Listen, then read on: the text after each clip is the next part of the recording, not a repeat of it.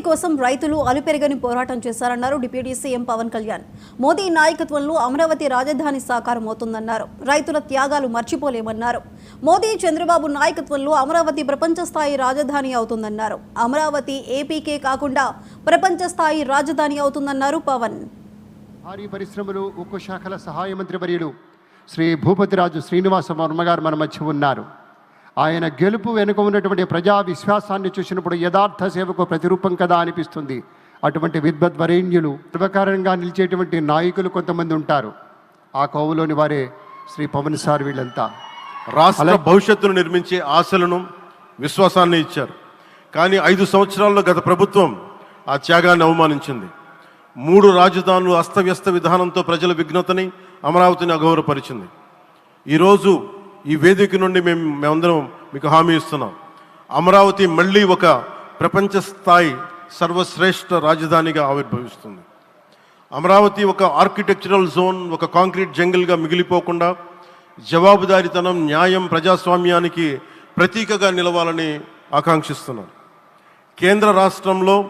కేంద్రంలో రాష్ట్రంలో స్థిరమైన ఎన్డీఏ ప్రభుత్వం ఏర్పడిన కారణంగా అభివృద్ధి కార్యక్రమాలు వేగంగా సాగుతున్నాయి. మేనిఫెస్టోలో ఇచ్చిన హామీలన్నీ దశల వారీగా బాధ్యతాయుతంగా అమలు చేస్తున్నాం. కేవలం మ్యాచింగ్ గ్రాంట్స్ ఇవ్వని కారణంగా గత ప్రభుత్వం రాష్ట్రం కేంద్రం నుంచి పొందాల్సిన వేల కోట్లు నష్టపోయింది. కానీ ఈ ప్రభుత్వం కోఆపరేటివ్ ఫెడరలిజం స్ఫూర్తితోటి పరస్పర సహకారంతో పనిచేస్తున్నాం. రాష్ట్రంలో రహదారులు, రైల్వే, పారిశ్రామిక రక్షణకు సంబంధించి ఈ రోజున మన అమరావతి కాకుండా రాష్ట్రంలో రహదారులు, రైల్వే, పారిశ్రామిక రక్షణకు సంబంధించి ఈ రోజున 1,07,00,000 కోట్ల విలువైన అభివృద్ధి పనులకి ప్రధాని గారు శంకుస్థాపనలు, ప్రారంభోత్సవాలు చేస్తున్నారు. రాయలసీమలో గుంతకల్ రైల్వే, గోరంట్ల హైవే లాంటి వివిధ కార్యక్రమాలకు, ఉత్తరాంధ్రలో పిఎం ఏక్తా మాల్ లాంటి వివిధ పనులకు ఈరోజు శంకుస్థాపన, ప్రారంభోత్సవం చేస్తున్న ప్రధానమంత్రి గారికి నా హృదయపూర్వక కృతజ్ఞతలు.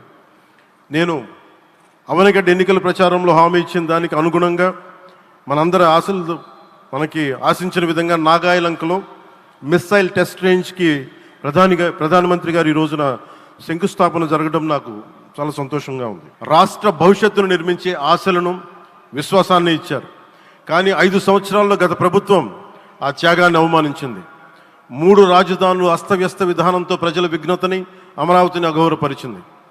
ఈరోజు ఈ వేదిక నుండి మేమందరం మీకు హామీ ఇస్తున్నాం. అమరావతి మళ్ళీ ఒక ప్రపంచ స్థాయి సర్వశ్రేష్ఠ రాజధానిగా ఆవిర్భవిస్తుంది. అమరావతి ఒక ఆర్కిటెక్చరల్ జోన్, ఒక కాంక్రీట్ జంగిల్గా మిగిలిపోకుండా జవాబుదారీతనం, న్యాయం, ప్రజాస్వామ్యానికి ప్రతీకగా నిలవాలని ఆకాంక్షిస్తున్నాం. కేంద్రంలో